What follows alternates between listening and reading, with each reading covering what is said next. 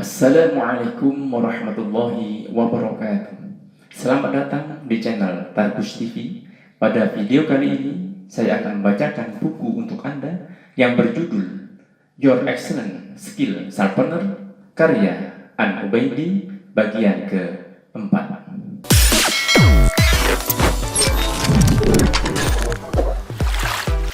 Membangkitkan cinta pekerjaan dan profesi. Di bawah ini adalah sebagian dari sekian proses pembelajaran yang bisa kita terapkan untuk menaikkan cinta kita terhadap apa yang kita lakukan. Terlepas apakah saat ini kita sudah mendapatkan pekerjaan atau profesi yang kita cintai atau sama sekali belum. Proses itu adalah sebagai berikut. 1. Menaikkan keinginan. Kalau dulu kita pernah berkeinginan untuk menjadi karyawan atau keinginan untuk memiliki sesuatu, katakanlah begitu, dan hari ini keinginan itu sudah kita wujudkan, maka kita perlu menaikkan lagi standar keinginan itu ke tingkat yang lebih tinggi yang kira-kira secara rasional bisa kita capai, seperti menjadi supervisor atau manajer. Tujuannya adalah supaya kemandekan tidak mudah menguasai kita.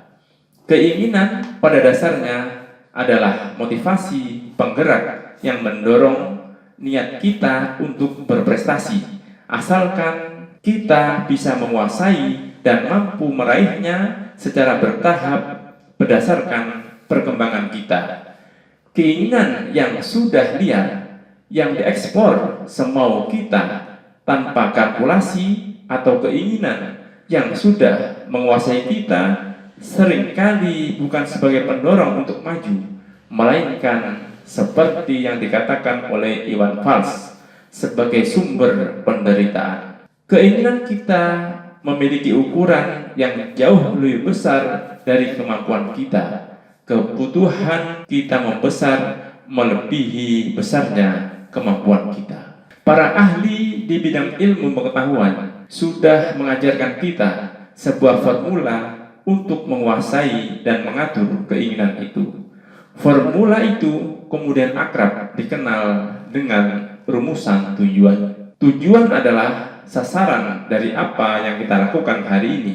Tujuan bukanlah sasaran yang statis, melainkan sebuah sasaran yang berkelanjutan. Begitu ada sasaran yang terkena tembakan kita, maka sudah saatnya kita membuat sasaran lain yang lebih tinggi, lebih baik, atau yang lebih berbobot. Secara teknis, rumusan tujuan itu bisa kita jalankan dengan mengikuti saran berikut ini. 1. Tujuan perlu dirumuskan menjadi sebuah sasaran yang spesifik, utuh, dan jelas sehingga bisa dipahami oleh pikiran kita. 2. Tujuan perlu dirumuskan menjadi sebuah sasaran yang memiliki ukuran fisik, seperti misalnya jabatan tertentu, keahlian tertentu, kepemilikan tertentu, dan seterusnya. 3. Tujuan perlu dirumuskan menjadi sebuah sasaran yang memang secara rasional dapat dicapai oleh usaha kita, tahapan berjenjang. 4. Tujuan perlu dirumuskan menjadi sebuah sasaran yang memang benar-benar punya arti penting bagi kehidupan kita, hasrat yang muncul dari dalam diri kita. 5. Tujuan perlu dirumuskan menjadi sebuah sasaran yang memiliki tahapan waktu untuk mencapainya. Fungsi tujuan di atas adalah sebagai alat kontrol bagi pikiran kita, manajemen pikiran, dengan memiliki rumusan tujuan yang sudah kita tulis di kepala kita, akan membuat pikiran kita bekerja menurut apa yang kita inginkan. Seperti yang kita alami setiap hari, pikiran ini tak jarang melakukan hal-hal yang melawan kita. Kita menginginkan keberhasilan, tetapi isi pikiran kita dipenuhi oleh hal-hal negatif. Imajinasi kita mestinya membayangkan masa depan yang kita inginkan, tetapi prakteknya malah bekerja untuk menghayalkan sesuatu yang tidak ada dasarnya. Memori kita mestinya bekerja untuk mengenang masa lalu yang positif, tetapi prakteknya malah mengabadikan masa lalu yang pahit.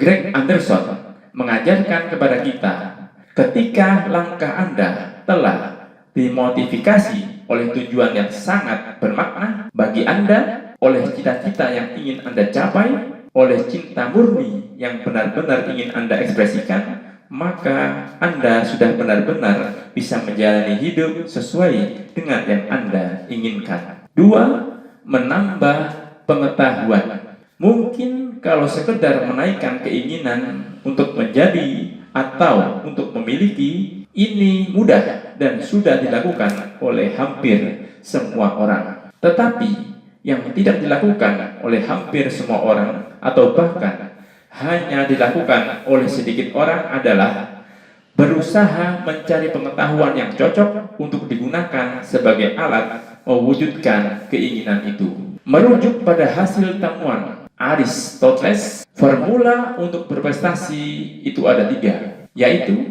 A. Memiliki rumusan tujuan yang jelas tentang apa yang kita inginkan untuk menjadi atau untuk memiliki. B. Menemukan metode yang cocok. C.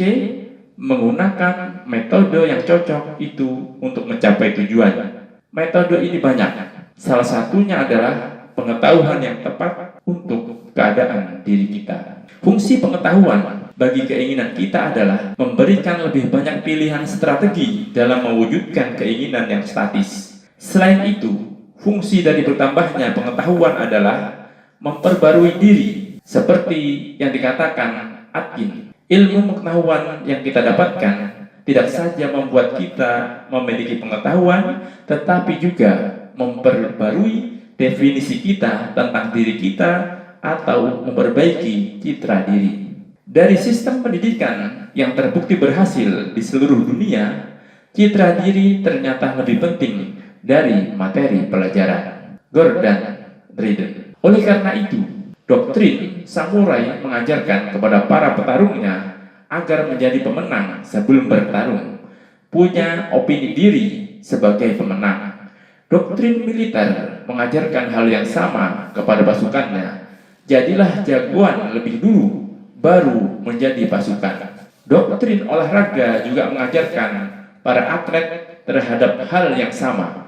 Napoleon Bonaparte menyimpulkan, di dunia ini ada senjata, yaitu pedang dan spirit.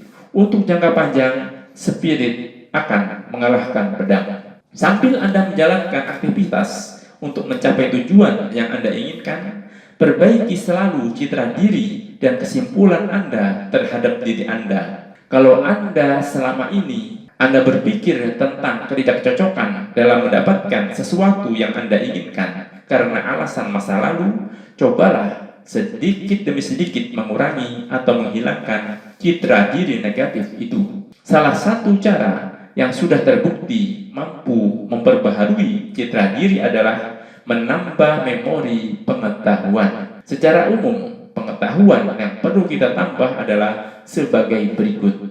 1. Pengetahuan tentang hukum-hukum Allah yang bekerja nyata di alam raya ini. Semua hukum Allah bekerja secara nyata, namun ini hanya bisa dilihat oleh orang yang membuka mata pikirannya. 2. Pengetahuan tentang strategi menggunakan potensi yang kita miliki. Semua orang memiliki potensi yang jumlahnya tak terbatas karena saking banyaknya. Potensi itu menjadi terbatas karena terbatasnya cara penggunaan yang kita kuasai. 3. Pengetahuan tentang keahlian profesi yang kita tekuni, keahlian mengkonsep pekerjaan, keahlian teknis, keahlian mempraktekkan pekerjaan eksekusi, dan lain-lain.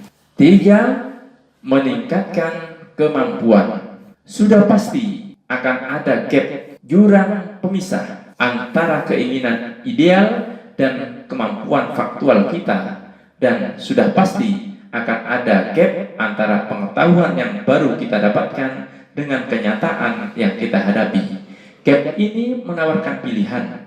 Apakah kita akan menggunakan gap itu untuk mencerahkan diri atau akan menggunakan gap itu untuk menggelapkan diri? Supaya gap itu berfungsi sebagai pencerahan, maka solusinya hanya satu, yaitu menjalankan agenda pembelajaran secara alamiah, sedikit demi sedikit tetapi terus-menerus. Gap antara kemampuan dan keinginan hanya bisa dikuasai dengan cara meningkatkan kemampuan. Kalau kemampuan kita tidak bertambah, sementara kebutuhan dan keinginan kita terus bertambah, akhirnya konflik diri melanda. Gap antara pengetahuan dan realita hanya bisa didamaikan dengan praktek yang mengikuti metode air hujan yang menetes dari atas ke bawah atau dari konsep ke praktek. Naikkan keinginan Anda setinggi yang diinginkan, carilah pengetahuan sebanyak yang Anda mampu. Ketika giliran untuk mempraktekkan sudah saatnya, maka satu, praktekkan dari yang paling sanggup Anda lakukan. Dua, praktekkan berdasarkan tujuan Anda. Tiga, praktekkan lalu koreksi. Dengan menjalankan 3 proses di atas, tidak langsung membuat kita mendapatkan pekerjaan yang dicintai, tetapi akan membuat sebuah langkah kita dinamis. Setidaknya ada gerakan aktif di dalam diri kita. Seperti pembahasan di muka, bahwa salah satu penyebab terbesar mengapa kita tidak bisa mencintai apa yang kita lakukan adalah karena dinamika kita mandek. Memang dengan menjalankan 3 proses tersebut, kita tidak mendapatkan pekerjaan atau profesi yang kita dambakan, namun pasti terbuka kesempatan untuk mendapatkan pekerjaan atau profesi yang lebih baik dari yang sekarang. Seperti yang dialami oleh Scott Adams, American cartoonist. Sebagian besar kesuksesan muncul dari kegagalan. Saya menjadi seorang kartunis karena saya gagal meraih tujuan saya untuk menjadi eksekutif. Di dunia ini sudah banyak orang yang pada akhirnya mendapatkan sesuatu yang jauh lebih baik dari apa yang diinginkan oleh dirinya. Satu hal yang berbeda dari mereka adalah mereka bukan melakukan dengan kondisi seadanya, melainkan dengan melakukan dan memperbaiki, melakukan dan menaikkan standar, serta melakukan dan mengoreksi penyimpangan. Menerapkan gaya hidup syukur. Selain menggunakan 3 langkah di atas, langkah lain yang juga bisa kita pilih untuk menaikkan gairah cinta pada pekerjaan atau profesi adalah menerapkan gaya hidup syukur berikut ini. 1. Menggunakan sumber daya yang kita miliki. Gaya hidup syukur berangkat dari sebuah pemahaman hidup bahwa pada hari ini Allah telah memberikan kita nikmat yang jumlahnya tak terhitung. La tuhsuha. Nikmat itu ada yang sudah seperti nasi yang tinggal menyantap, dan ada yang masih berupa benih padi. Ada nikmat yang berupa potensi dan ada nikmat yang berupa alat untuk mengaktifkan potensi. Ada nikmat yang berupa energi potensial dan ada nikmat yang berupa alat pembangkit energi untuk diberdayakan menjadi energi aktual. Semua yang kita terima dan miliki pada hari ini pada dasarnya adalah potensi atau sumber daya yang bisa kita gunakan untuk meraih nikmat, keinginan yang lebih banyak dan yang lebih baik atau yang lebih tinggi, termasuk profesi atau pekerjaan kita. Alat yang sudah diberikan oleh Allah untuk meraih itu adalah mata pikiran, al-basar, telinga kesadaran, as-sam, dan hati pemahaman, al-afidah. Sebagian kecil dari fungsi ketiga perangkat itu adalah mata pikiran bisa kita gunakan untuk melihat materi, melihat cara, membaca strategi, menghitung resiko, mengkalkulasi keputusan dan lain-lain berdasarkan hasil bacaan kita. Telinga kesadaran bisa kita gunakan untuk menemukan sumber motivasi, dorongan, hasrat sejati yang muncul dari dalam atau dari luar diri kita. Hati pemahaman bisa kita gunakan untuk memahami cara kerja minhaj ilahi yang mengatur tentang usaha manusia. Tidak selamanya usaha kita itu berjalan seperti yang kita teorikan. Pemahaman hati akan membuat kita tidak mudah putus asa, karena kita memahami bahwa janji Allah itu pasti, meskipun tidak harus seperti yang kita teorikan. Hanya saja, ketiga alat pembangkit potensi tersebut tidak aktif dengan sendirinya. Mata pikiran kita tidak akan menunjukkan sesuatu sebelum kita membukanya dengan pengetahuan. Telinga kesadaran tidak akan membangkitkan gairah hidup sebelum kita buka dengan suatu kesadaran menyadari. Mata hati tidak akan memberikan pemahaman yang mencerahkan kita sebelum kita buka untuk memahami. Karena itulah Allah mengkritik kita dalam Al-Quran sebagai berikut. Dan dialah yang telah menciptakan bagi kamu pendengaran, penglihatan, dan hati.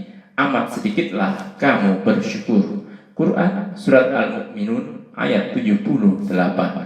Dan dia memberi kamu pendengaran, penglihatan, dan hati agar kamu bersyukur. Quran Surat An-Nahl ayat 78. Sesungguhnya pendengaran, penglihatan, dan hati semuanya itu akan diminta pertanggungjawaban. Quran Surat Al-Isra ayat 36. Syukur adalah menggunakan sumber daya dan potensi yang sudah kita miliki, serta menggunakan perangkat pembangkit potensi yang kita miliki untuk meraih yang lebih baik, yang lebih sempurna, dan yang lebih tinggi sesuai dengan proses kemajuan kita. Kalau kita melihat definisi Dr. Nightingale tentang kesuksesan, maka syukur inilah kesuksesan. Kesuksesan adalah tercapainya tujuan kita secara bertahap. Kesuksesan tidak diciptakan dari uang, tetapi kesuksesanlah yang menghasilkan uang, kehormatan, dan lain-lain. Sesungguhnya jika kamu bersyukur, pasti kami akan menambah nikmatku kepadamu, dan jika kamu mengingkarinya, sesungguhnya azabku sangat pedih. Quran Surat Ibrahim ayat 7. 2. Menempuh jalan lurus. Gaya hidup syukur tidak berhenti pada pengertian menggunakan atau mengoptimalkan saja, melainkan juga mengandung pengertian menempuh jalan lurus dalam menggunakan hal itu. Jalan lurus adalah jalan yang tidak melawan prinsip-prinsip kebenaran yang ada di muka bumi ini. Jalan lurus adalah jalan yang akan mengantarkan kita pada nikmat. Jalan lurus adalah jalan yang kita pilih berdasarkan pengetahuan, pengalaman, dan pemahaman kita atas hukum-hukum Allah yang bekerja di dunia ini. Jalan lurus adalah jalan yang selalu kita luruskan ketika langkah kita menyimpang. Memang di satu sisi, jika kita menggunakan secara asal-asalan, mengoptimalkan penggunaan dengan asal optimal, maka akan meningkatkan prestasi, pendapatan, dan pencapaian target. Namun, penggunaan tidak akuntabel pada akhirnya akan menjatuhkan kita di suatu kondisi dan situasi yang tidak kita ketahui. Dan barang siapa yang melanggar hukum-hukum Allah, maka sesungguhnya dia telah berbuat zalim terhadap dirinya sendiri. Kamu tidak mengetahui, barangkali Allah mengadakan sesudah itu sesuatu hal yang baru. Quran Surat At-Tolaq ayat 1. Kita memang harus naik, tetapi kita pun perlu menjaga keselamatan dari kejatuhan. Jatuhnya kita dari tempat yang tinggi pada akhirnya bukanlah kenikmatan buat kita. Supaya kita bisa naik selamat dan mendapat akhir yang nikmat, maka kita perlu untuk senantiasa meluruskan jalan yang kita tempuh. Meskipun tidak ada data statistik yang mengungkapkan berapa jumlah penduduk dunia ini yang jatuh gara-gara membiarkan pelanggaran, namun kita tidak bisa menolak kebenaran dari pengalaman dan keterangan firman Allah berikut ini. Barang siapa yang mengerjakan kebaikan seberat zarrah pun kecil, niscaya dia akan melihat balasannya. Dan barang siapa yang mengerjakan kejahatan seberat zarrah pun, niscaya dia akan melihat balasannya. Quran Surat Al-Zalzalah ayat 7 dan 8. Ronggo Warsito pernah berpesan, sak bejo-bejone wong sing lali, isih bejo wong sing iling. Seberapapun untungnya orang yang lupa diri, masih akan lebih untung orang yang ingat diri. Sehebat apapun kita melakukan pelanggaran terhadap ketentuan Allah tentang apa yang benar dan apa yang salah, kehebatan itu tidak akan sanggup menyelamatkan kita dari celaka, kehancuran, atau kejatuhan. Mahatma Gandhi punya kesimpulan yang isinya sama dengan Ronggo Warsito itu. Ketika saya putus asa, maka saya selalu ingat bahwa sepanjang sejarah, jalan yang ditempuh dengan kebenaran dan cinta selalu menang. Ada beberapa tirani dan pembunuhan yang sepintas sepertinya menang, tetapi akhirnya kalah. Pikirkan ucapan saya ini selalu. 3. Menjadikan sasaran sebagai jalan. Gaya hidup syukur juga mengandung pengertian bahwa sasaran yang sudah kita capai bukan dimaksudkan untuk kita nikmati secara pasif seperti berfoya-foya, mendiami, atau menjadikannya sebagai sumber keamanan abadi.